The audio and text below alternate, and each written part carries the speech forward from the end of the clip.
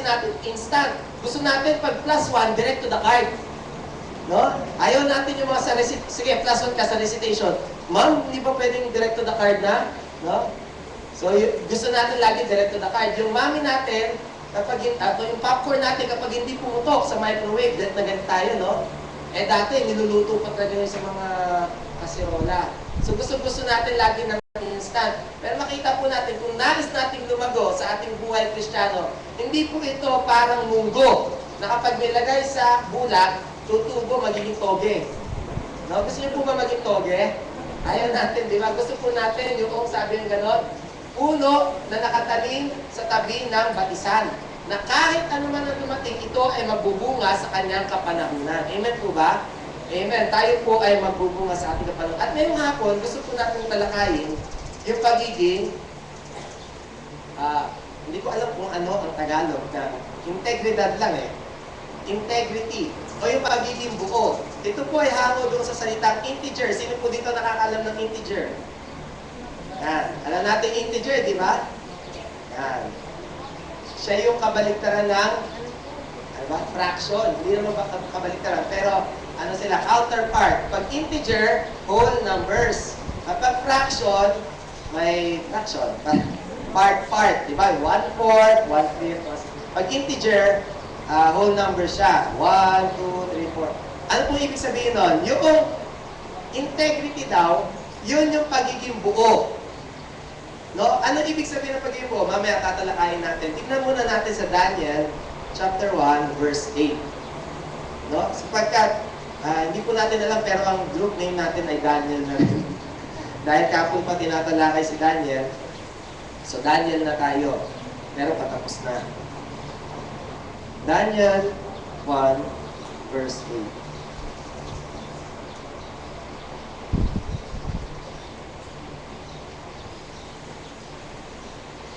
Yan.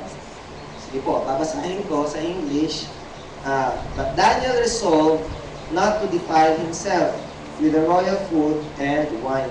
And he asked the chief official for permission not to defile himself this way. Okay? Sabing ganon. But Daniel purposed in his heart that he would not defile himself with a portion of the king's delicacies, nor with the wine which he drank. Therefore, he requested of the chief of the eunuchs that he might not defile himself. Sino po dito nakakaroon na ng kwento ni Daniel? No, si Daniel, sabi nga noon, sinakop po ng Babylonia ang Israel, ang Juda. At sabi nga noon, si Nebuchadnezzar, yung si Haring Nebuchadnezzar, sabi niya, sa kagustuhan niya na palawakin ang kanyang imperyo, siya ay kumuha ng mga piling kabataan. Mga kabataan na walang napogi.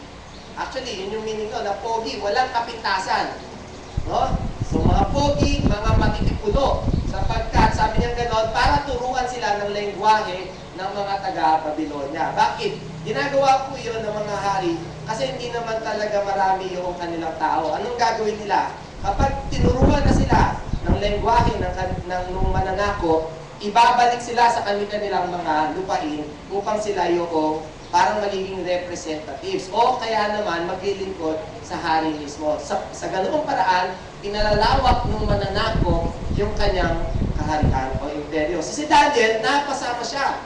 Bilang maaari, hindi natin alam kung siya ay directly na kasama doon sa linya ng mga hari o siya ay merong dugong bughaw. Ibig sabihin nun, siya ay may pagkakatawag bilang isang leader. Si Daniel, si Hananiah, si Mishael, at saka si Azariah, yung kanyang mga kaibigan. So sabi gano'n, yung verse natin, Daniel purpose in his heart. Ano ba ang nangyari? Makikita natin na si Daniel, una at ang kanyang mga kaibigan, meron silang pagkakatawag na maging, ano yun? Rulers. Yan, sabihin nyo nga, ruler. Yan, hindi yung ruler na ano. So, ruler, ibig sabihin, manunungkulan. At ganyan din naman tayo bilang mga kabataan. Alam ba natin, sabi nga nun, victorious church in the last days. Kapag nasakop na natin ang mundo, anong gagawin natin? Di ba? Matutulog? Hindi, di ba? May paghaharian tayo kasi sinakop pa lang natin Kumbaga, tayo ay nagtagumpay pa lamang. Pero hindi doon nagtapos yun. Kapag ikaw ay may napagtagumpayan, meron kang pagkakarian, hindi mo ba? So ganun ang gusto sa atin ng Panginoon. Bilang mga kabataan, kailangan nating maunawaan na meron tayong pinag-iipunan. Yan. At yun yung paghahari kasama ng Panginoong Jesus. So ganun si Daniel. Siya ay merong pagkakatawag na manungkulan, maghari. Ganun din naman po tayo. Sabi ganun, we are called by God to reign with Him on this earth. Sabi nga sa 2 Timothy 2 verse 12. So basahin nyo na lang sa inyong mga sa tahanan pamunod kayo. So yun. Pangalawa, anong ginawa ni Haring Nebuchadnezzar? Sa kanyang magustuhan na sila ay para bang mayakap ang kanilang kultura ng taga-Babylonia. Anong ginawa niya? Binigyan niya sila ng mga bagong pangalan.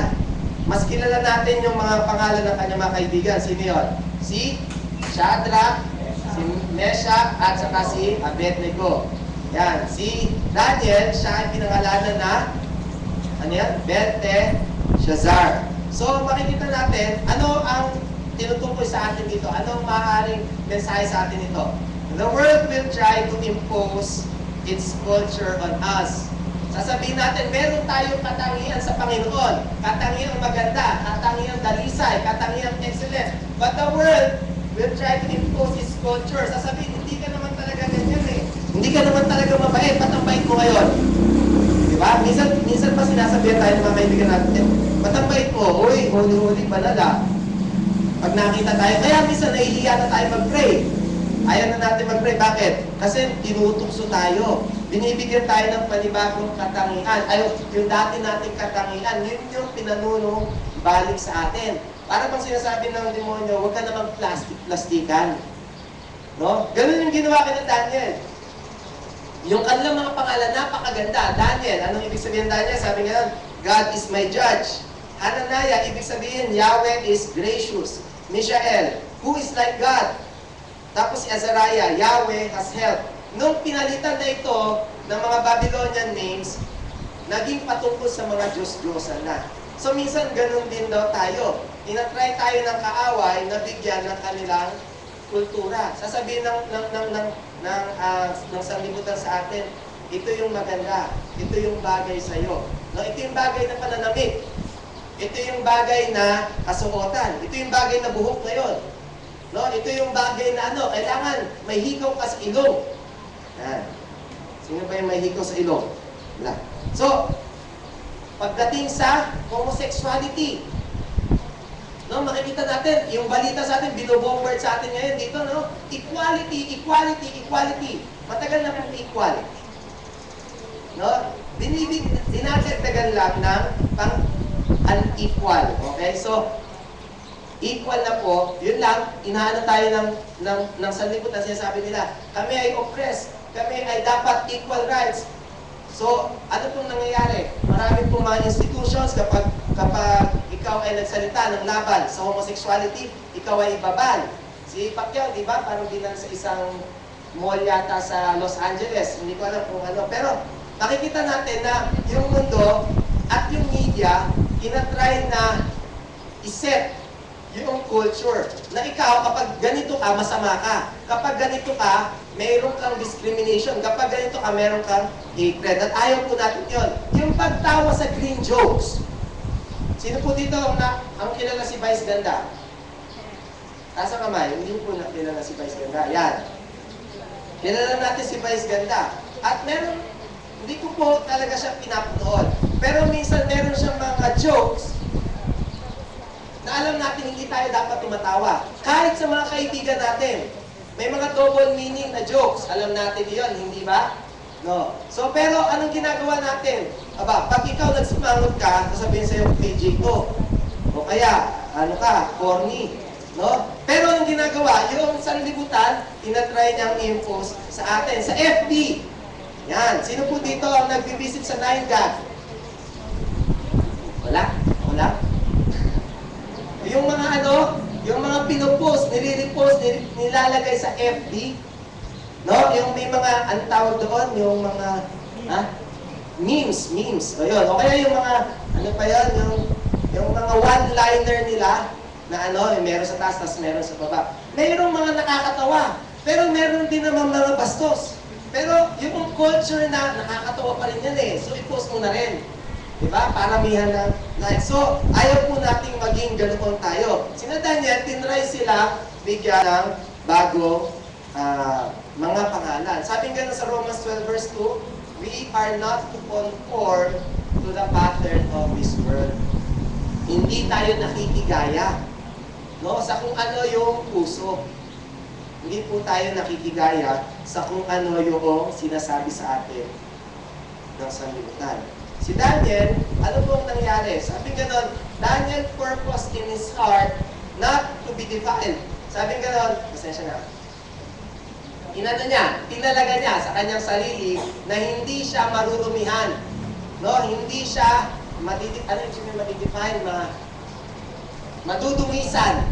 Yan, hindi siya madudumisan. Bakit? Kasi pinapakain sila ng mga pagkain mula sa hapag ng hari. At yung mga pagkain na yon, hindi naman dahil sa lasa, kundi madalas, meron pang dugo nakasama, ay bawal na bawal sa kanila. At higit pa roon, merong mga pagkain na iliyahain muna sa kanilang mga Diyos-Diyosan bago ipakain. No? At si Daniel, sabi niya, kahindik-hindik ito sa kanila. Bilang mga sumusunod sa nag-iisang Diyos, hindi sila papayag na kakain ito. Pero may problema ngayon. Bakit? Kasi si Daniel, kabataan siya. Kabataan siya, meron siyang future. Anong future niya? Na maghahari siya. Pangalawa, malayo siya sa pamilya niya. Walang nakakakita sa kanya. Pangatlo, kung hindi siya kakain doon, maraming magagalit sa kanya, maraming, ang yabang nito meron pa siya pa gulay-gulay na nalaman. Meron pong tatlong areas na gusto kong sabihin tungkol sa mga pagsubok kay Daniel. Una, si Daniel at kanyang mga kaibigan ay sinubok sa larangan ng kalayaan. Freedom. Sabihin nyo nga sa inyong katabi, freedom. Yung parang Braveheart, freedom! Yan, okay, sige.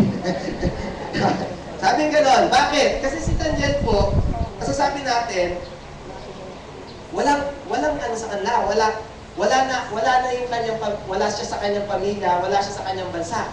Kumbaga, parang na siya naalaya sa Vantage High School. Sino dito yung kapag nagbabalidictor, nag-i-speech yung valedictorian, yun yung sinasabi, no? Yung nakawala na tayo sa preso ng high school. Pwede na tayong magpagupit. Pwede na tayong magpahaba ng buhok. Pwede na tayong mag-cutex na kahit ano-ano. Pwede na tayong magkaroon ng maraming butas sa tenga. Yan. So minsan tayo rin, susubukin tayo ng kaaway at ng Panginoon mismo. Sa larangan ng sino po dito magka-college na? Wala? Ayun, magka-college na, no? At sino yung mga college na? Meron din naman mga third year. Alam niyo po, merong informal statistics na kapag third year, doon nagwawala yung kabataan. Hindi ko po alam kung bakit. Siguro dahil feeling nila mag-JS prom na sila. Pero meron akong informal statistics na kapag third year na kabataan, doon talaga nagsisimula magwala. So, sinusubok tayo ng Panginoon. Kapag tayo ay third year, fourth year, at lalo kapag tayo ay college na, kung saan hindi na tayo talaga sako ng ating kuya natin, ng kung sino-sino man, lalo na kung tayo lang mag-isa doon sa college na yon, ano yung mga gagawin natin? Susubukin tayo sa freedom. Sabing ganon, we do not use liberty as opportunity for the flesh. Hindi natin ginagamit ang ating kalayaan para tayo ay magpakasasa. Sabing ganon sa Galatians 5:13. Daniel and his friends were on their own. Mag-isa na lang sila. Ang tanong, sa ating mga sariling pamumuhay, kapag wala nang nakakita sa atin, tayo ba ay merong integrity na gawin kung ano ang tama? True freedom is being able to do what you ought to do. Yan. True freedom is being able to do what you ought to do. Pangalawa, tines rin sila doon sa luxury and comfort. Doon sa pagiging convenient sa kanila. Bakit? Kasi kapag kinain nila yon, wala nang problema. Di ba? Kainin lang nila. Lahat naman kumakain eh. Wala nang problema. Wala nang kinakailangan pang suriin. Wala nang kinakailangan pang na mga kailangan paalam pa, kailangan pang ano. So, ibig sabihin, walang hassle. Kapag kinain nila yon, okay lang kasi pwede naman nilang sabihin, pinilit kami ng hari eh. Pero si Daniel, alam niya sa kanilang sarili na kapag kinain nila yon, binaviolate nila yung kanilang relasyon sa Panginoon. No, minsan may magganon rin po tayo, ititest rin tayo ng Panginoon sa ating mga comfort zones. No? Sabing ganon, tayo ay pilgrims. Pilgrims. Pag sinabi mong pilgrims, ikaw ay naglalakbay, ikaw ay journeyman, ikaw ay may pinatutunguhan. Para kung pag nagtitent, di ba? Bakit tayo nagka-camping? Bakit tayo nagtatry na mag-tent? No? Bakit sa sobrang init to, bakit hindi na tayo mag-mall? Bakit hindi na lang tayo mag-FB? No? Bakit natin ginagawa yung mga ginagawa natin? Kasi nakikita natin na merong bunga yung ating ginagawa ngayon. Amen ba? Amen. Na hindi natin ito matatagpuan sa mall. Kung ano yung naririnig natin ngayon. We are pilgrims. Sometimes it is easier to be just like everybody else. No? Manalig ka ng pareho nila. Makipag-joke ka ng pareho nila. Makitawa ka ng pareho nila. Para wala nang magulo. Para wala nang hassle. Para hindi mo na kailangan i-explain kung bakit hindi ka kumakanta ng worldly songs. Bakit? Para hindi mo na kinakailangan explain, bakit hindi ka pwedeng sumayaw sa party? Para hindi mo na kinakailangan explain, bakit hindi ka nakiki-fiesta? Para hindi mo na explain, bakit hindi mo na kinakailangan gawin to? Minsan, it is easier to be just like everybody else. But it should be us, no, that must set the example.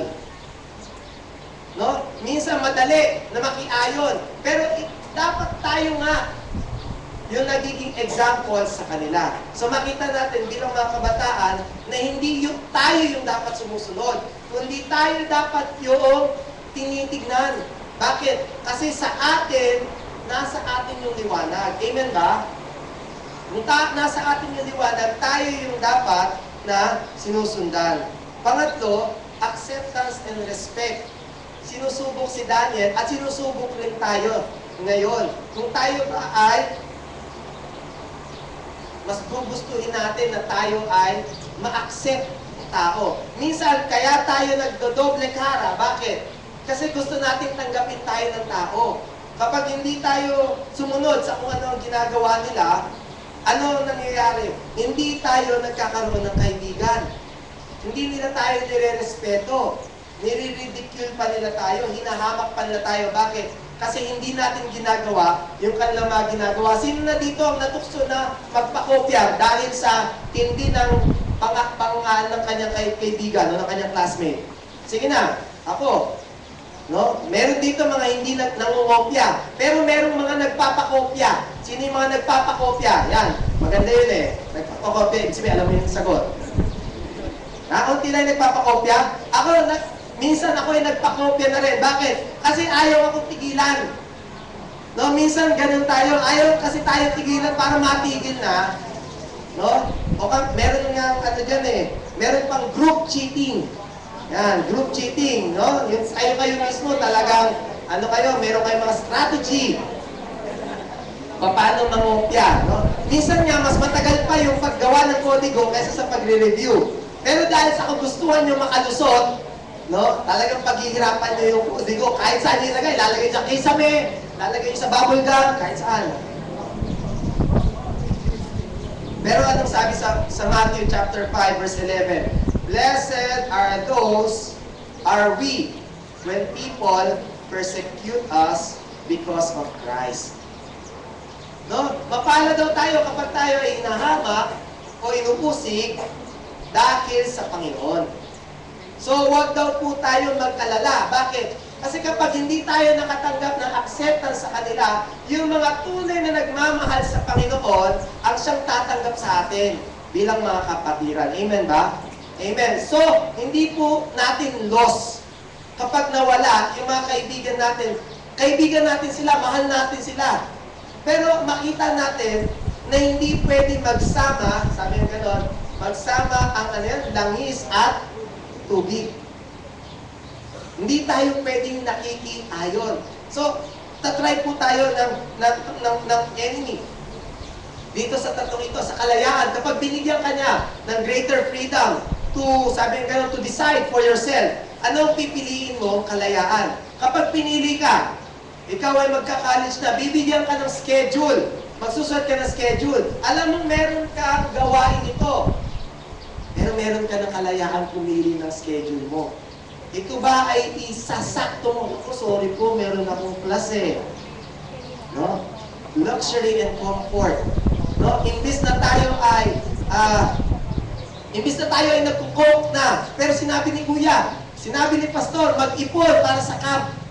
No? Tayo ay mag-iipon. At pangatlo, acceptance and respect. Mahalaga sa atin ito bilang mga kabataan, di ba? Naggusto natin, marami tayong kaibigan. Wala tayong ina-unlike. Wala tayong binablock. Meron ba mga nagpa-block dito? Nakakatakot Yan. Ako, hindi ako marunong mag-block. Pero ayaw natin na meron tayong kagalit. No? Ayaw natin na merong nagagalit sa atin o kaya nagbabackbite sa atin. Sabi nga, iti-test rin tayo ng Panginoon mismo dito sa mga bagay nito. Kung tayo ang ating puso ay tunay na sa Kanya. If we do not live in integrity, we lose all self-respect we're trying to keep. Bakit? Bakit natin ginagawa ito? Para feeling natin, tayo ay buo. Para meron tayong respeto sa ating sarili. Meron akong mga kaibigan, wala akong ginagawa masyado. Pero kapag hindi daw tayo nabuhay ng may integridad, nawawala lahat ng pinaghihirapan natin. Sabi nga sa Bible, he who keeps his life will lose it. But he who loses his life for Christ's sake will find it. No, if we lack integrity, sabi nga nun, meron po si Brother Bailey, meron sila tinitignan na parang ruins. Hindi ko alam kung sa Greece. Pero sabi lang ng isang tour guide sa kanila, sabi nga nun, ito, napaka-magnificent nito. Pero nasira ito sapagkat meron isang damo na tumubo sa kanyang pundasyon. Ganon din daw tayo sa Titanic. Ang Titanic, akala natin nag-hit ng iceberg at meron napakalaking butas, doon pumasok yung tubig. Pero nung kanilang sinisid ang dagat at nakita nilang Titanic, hindi pa na malaking butas ang nakapagpalubog dito, kundi 6 na maliliit na butas. So makikita natin yung butas na maliliit sa ating buhay kapag hindi tayo whole, kapag hindi tayo buo, kapag tayo ay minsan peke. No? Yun din yung mga sisira sa atin. Daniel purpose in his heart. Being a man or a woman of integrity is an act of will. Integrity is being true inside and out. Kung ano ka sa loob, ganoon ka rin sa labas. Sabi nga sa Acts 24:16, we must work hard to keep our conscience clear before God and before man. Sino po dito? Yung kapag binibigyan ka ng parangal, sasabihin mo sa sarili mo, hindi naman ako yan. Sino po dito yung may mga yearbook? May yearbook. At sinabi doon kung sino ka. Marami kasi po ako ay publications officer at nandun sa akin yung mga yearbook. At minsan may mga patong pupunta doon, nagbabasa sila. Kunyari, sabi niya, Sarah is very, you do not know her. Once you get to know her, she is actually very kind and sweet. Tapos yung mismong taong yun, siya yung magbabasa, hindi naman ako ganito eh. Sabihin niya gano'n. Maaaring noon, gano'n, pero ngayon hindi na siya gano'n. Ayaw natin gano'n. Ayaw natin na parang, hindi naman ako yan, hindi ako worthy na tumanggap ng parangal yan kasi hindi ko naman binigay yung best ko eh. Maririnig natin sa teacher natin, ako, napakasipag yan. Pero natin sa buhay natin, hindi naman talaga natin pinaghirapan. No? May mga gano'n tayo sa atin at ayaw nating maging ganoon. Yung Statue of Liberty. No? Sino dito nakita lang ng picture ng Statue of Liberty? Yan. So nakita natin Statue of Liberty. Pero meron isang article kung saan, sabing gano'n, meron isang helicopter na nag-take ng picture ng Statue of Liberty mula sa itaas. At nung pagtingin niya dun sa picture na yon, sabing gano'n, nakita niya napaka-intricate ng detail sa taas. At napaisip siya, sino titingin nun? Kung hindi yung mga ibon na namumugad lang doon, di ba?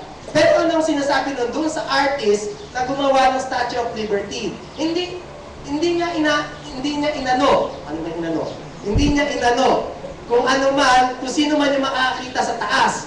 Merong nakakita sa taas. Pero hindi niya inisip yun. Basta ang inisip niya lang, maganda itong gagawin ko.